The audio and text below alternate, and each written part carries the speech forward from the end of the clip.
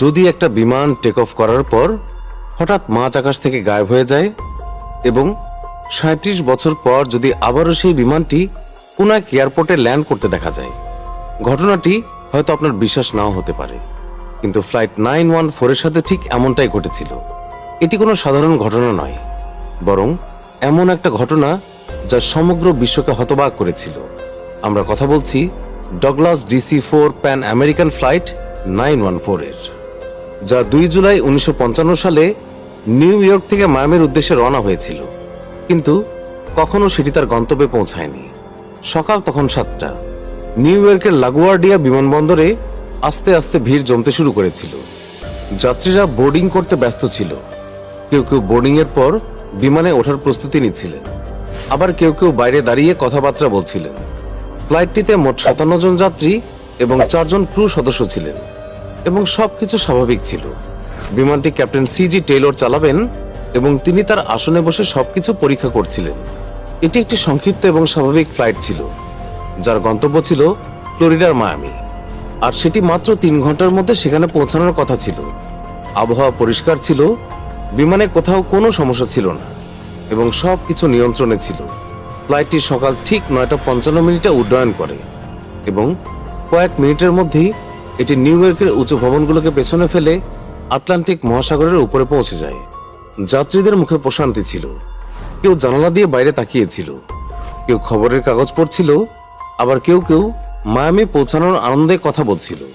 কিন্তু কেউই জানতো না যে পরবর্তী কয়েক মিনিটের মধ্যে তাদের জীবন চিরতরে বদলে যেতে চলেছে। সকাল 10:12 New York air traffic control flight 914-কে ট্র্যাক করে এবং জানায় বিমানটি সঠিক পথে আছে। সবকিছু অন্যান্য দিনের মতোই স্বাভাবিকভাবে চলছিল, কিন্তু 10:15 হঠাৎ অদ্ভুত কিছু ঘটে, কারণ রাডার স্ক্রিনে ফ্লাইট 914-কে দেখা যাচ্ছিল না। ফ্লাইট 914 হঠাৎ করে অদৃশ্য হয়ে গিয়েছিল। চোখের পলকেই যেন বিমানটি বাতাসে মিলিয়ে গিয়েছিল। বিষয়টি দেখে এয়ার ট্রাফিক কন্ট্রোলের কর্মকর্তারা অবাক হয়ে যান। তারা তৎক্ষণাৎ বিমানের সাথে যোগাযোগ করার চেষ্টা করেন। ফ্লাইট 914, আপনি কি আমাদের কথা শুনতে পাচ্ছেন? কিন্তু কোনো উত্তর এলো না। তারা আবারও বলেন, ফ্লাইট 914, দয়া করে উত্তর দিন।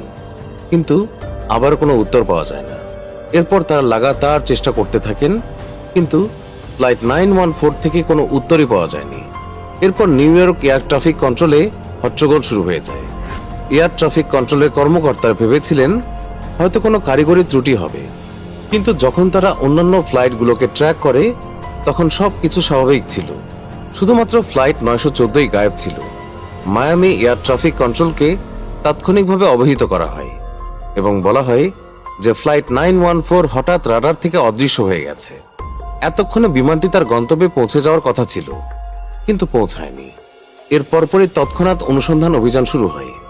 নৌবাহিনীরা সমুদ্রে বিমানের ধ্বংসাবশেষ খুঁজতে শুরু করে। অন্যান্য বিমান সংস্থাগুলির সাথেও যোগাযোগ করা হয় এবং তাদের জিজ্ঞাসা করা হয় যে তারা আকাশে অস্বাভাবিক কিছু দেখেছে কিনা, কিন্তু কোথাও কোনো হদিস মেলেনি।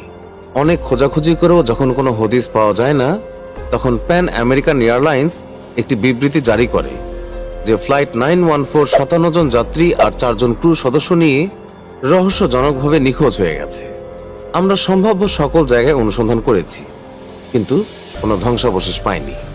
আমরা গভীরভাবে দুঃখিত যে এটিকে দুর্ঘটনা হিসেবে ধরে নেওয়া হয়েছে, কিন্তু এখন প্রশ্ন হলো, বিমানটি কি সত্যি বিধ্বস্ত হয়েছিল নাকি এটি অন্য কোনো সময় এবং স্থানে আটকা পড়েছিল?